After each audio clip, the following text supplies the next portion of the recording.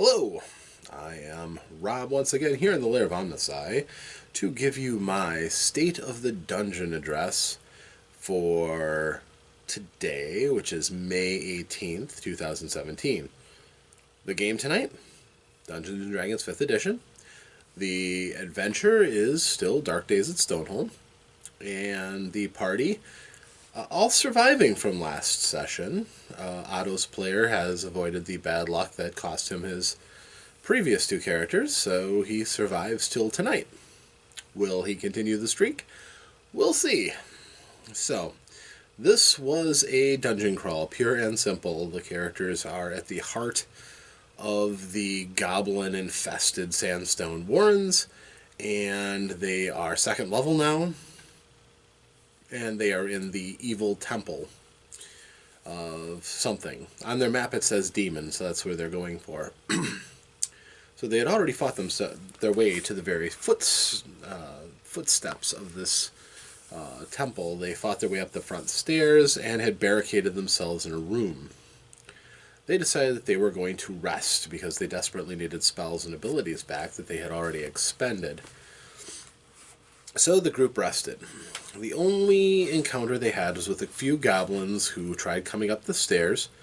It was a group of three, and Glug and Geth? No. Glug and Auric. No, Glug and Otto, actually. Met the goblins. Some of the other members were woken up during the conflict, but for the most part, between the two of them, they managed to kill the goblins. There was a nice shot as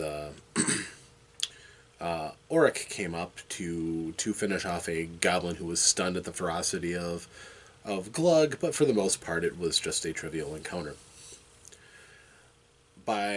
After taking the short rest, they took a full rest, 8 hours of sleep. And again, they were very lucky that there weren't a lot of encounters that would have ruined their sleep. However, they had let one of the orcs get away and run deeper into the temple, so the orcs were forewarned. So I dwelt upon this between sessions and decided that the temple goblins, who are advanced elite goblins, would prepare themselves. And since they had allegiances with dark dwarves, they might have something a little special cooked up. So I decided to punch up the encounter a bit. When they finally had Glug boot open the door that they had previously barricaded shut, which meant they only really had to worry about what was coming from outside the temple, when they booted in the door, they were greeted by 5 of these advanced temple goblins, who were alerted. They were listening to what the party was doing, so they knew they were gathering. And one goblin that was enclosed in steam-powered armor with a great axe. That caught their attention. Their ways of fighting it were interesting, to say the least. Terran, the warrior, drove right in and tackled the thing. He grabbed it by the knee and drove it to the ground. There was a goblin inside of it, and as a pilot, he's still a goblin. Terran was able to take the legs out and drive it to the ground, which helped because that axe looked scary. The goblin was able to hit him with the axe, attacking at disadvantage, but I rolled a pair of 17s and I still hit. And he opened up a pretty good wound on Terran.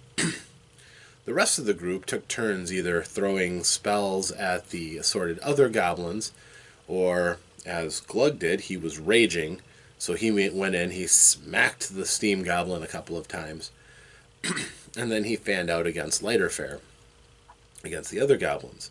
Whereas Auric fired an arrow or two, and then he moved up when the big guy was down to get advantage on his attacks and go for sneak attacks on the fallen steam giant. So the party split in.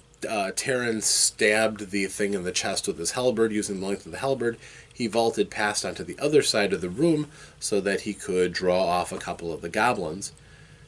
The thing got up and it started swinging, and pretty soon Glim, the cleric of Clangen and Silverbeard, found the axe to not be fun. Also one, it was bloodied. They had a fire source. Terran came in with a torch, which ignited the oil because of a special thing that I threw in onto this particular creature. When it was attacked by fire, it would create an aura of fire around it, which would enhance its attack, giving it a fire aspect. But at the same time, it would cook the goblin inside, who could make saving throws to put himself out. He was surrounded in volatile oil. So he would have eventually died the moment that they touched fire to the oil. It was his death sentence. But at the same time, it made him a scarier combatant. So the group pitched together, and finally they chopped it down to the point Glug, resisting the urge to annihilate the goblin in front of him, turned and delivered a finishing blow, and with a powerful blow, finally took the thing down. Then the party split up, and they started grouping together. Anybody that Orc got with, Orc is the rogue, and when he teams up with someone else, he gets a sneak attack damage.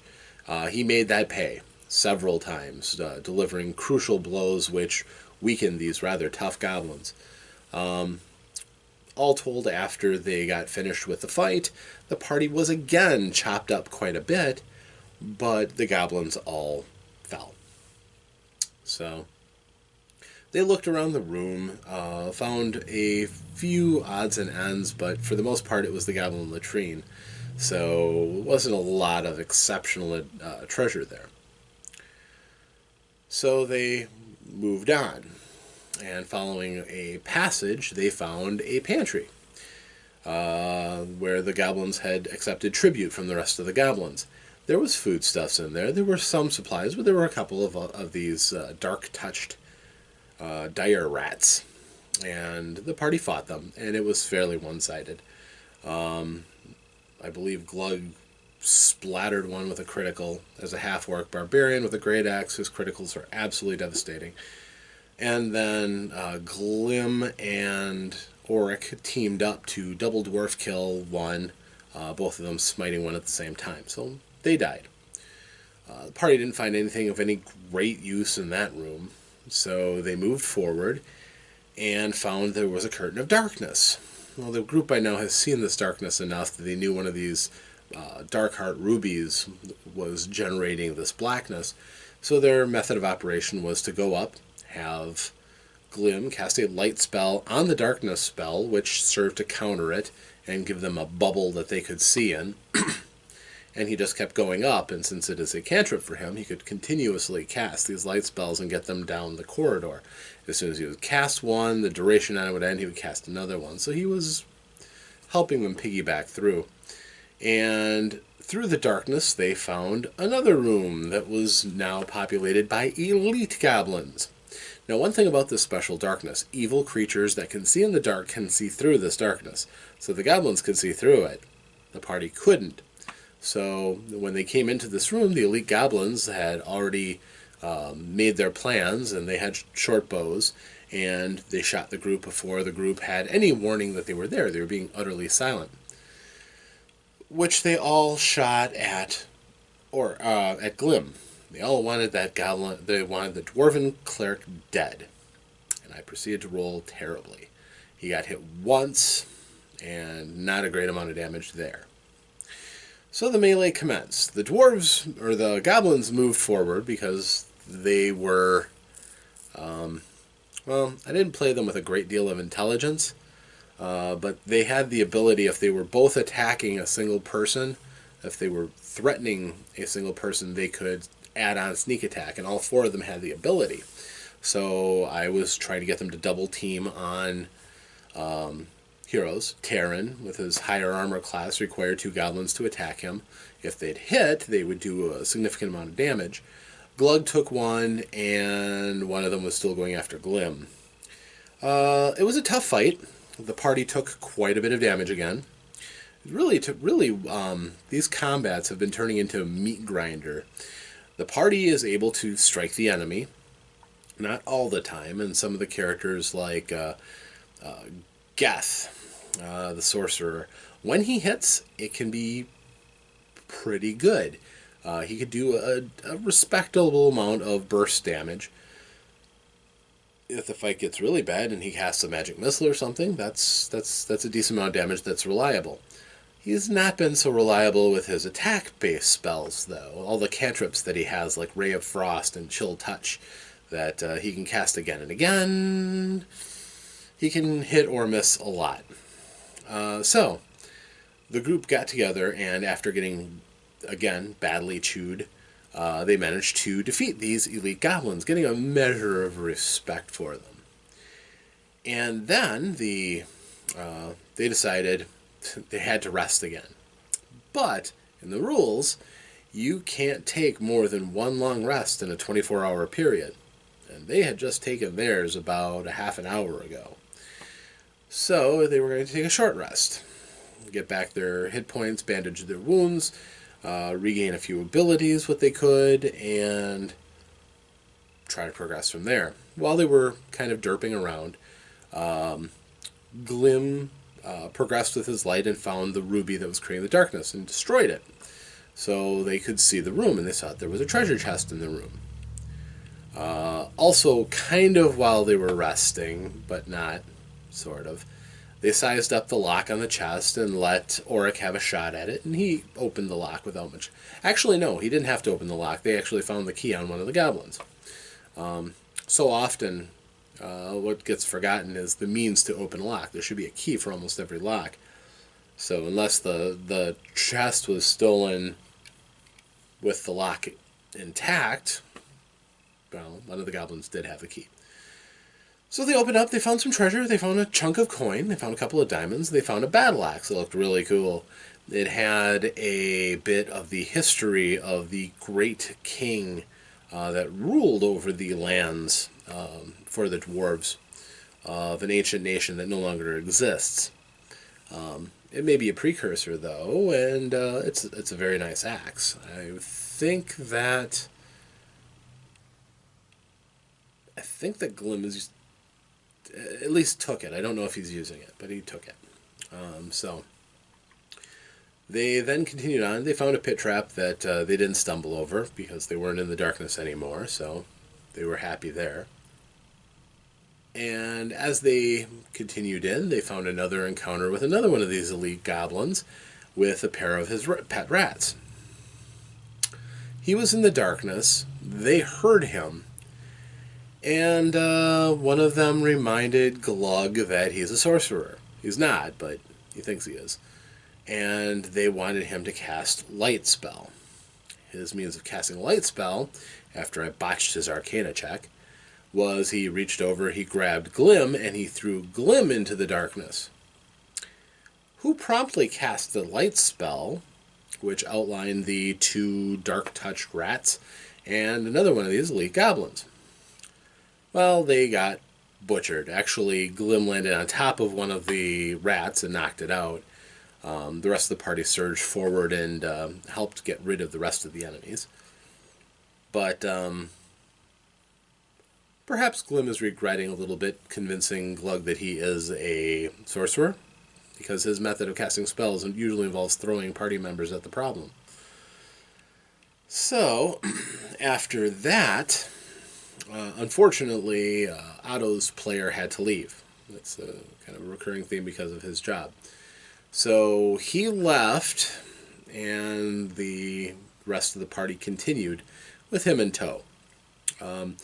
If a person has to leave in a situation like his where it's understandable, their character will generally be around but not in a great deal of danger. He will act in the most self-preservation oriented way possible. You could see that as cowardliness, but I hate killing off a character if the player isn't around for that to happen.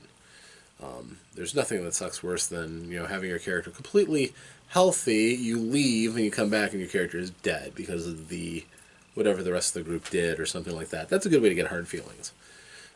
So I run that character as if he is intelligently keeping himself intact. So they were led because of Glim's hammer hand. Clangeddon was directing them to the evil temple. So they took a direct route there. And at the temple was a kind of a nice setup. The room itself wasn't very large, but there were these big obsidian pillars in the corners. There was a pool of black, brackish water in the middle of the room. There was an altar. There was this big statue. They discovered that the demon that these goblins were worshiping was a demon of darkness and rats. And the rats actually had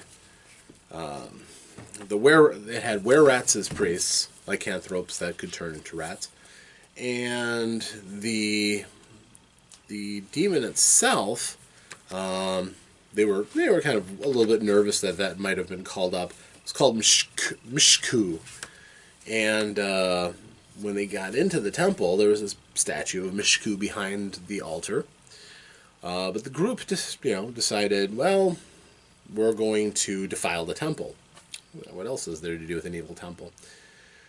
So they moved in with the intention that Glim was going to pour some holy water into the pool in front of the altar, and two fiendish shadows jumped up and attacked.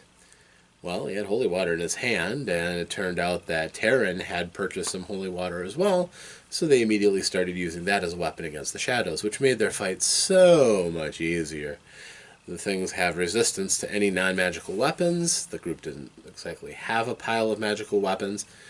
So those potions of holy water helped out tremendously, pretty much banishing one of them with 2 successful strikes.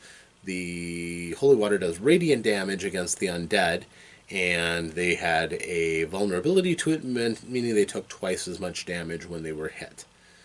So they polished off these shadows quite quickly. Glug tried attacking with his axe, which didn't do a great deal, but once the group started turning holy water on them, it was over fairly quickly. So after that, there were a pair of dwarves that are chained up against the wall. Auric went and freed the lady of the two with some very deft burglar's tools work, while Glug and Terran went to go and smash the altar. The problem is the group didn't have any stoneworking tools or anything like that, and as much as they insisted they could use a warhammer would break before they did significant damage to the stonework, which, was well-worked stone. So Glug and Terran went behind the statue to push the statue onto the altar to try to break it, and they succeeded extremely well. So not only did they do it, but the statue crunched into the altar and flipped over and kind of went into the pool. Because they didn't see what else was in the bottom of the pool, they were worried that there might be something else there. And the dwarves that were chained up were absolutely petrified of whatever was in the pool. So the statue now is sticking in the pool with just its feet kicking up. The female dwarf is freed, but Auric was not so lucky with the manacles holding the male dwarf up to the wall, so he's still in chains. The group tried interesting ways of further destroying the altar. They tried getting water and then using a ray of frost to try to freeze the water in the crack of the altar to try to expand it and break up the altar more. It didn't work, but I give them points for trying. Just couldn't get it cold enough to freeze enough to do that kind of damage.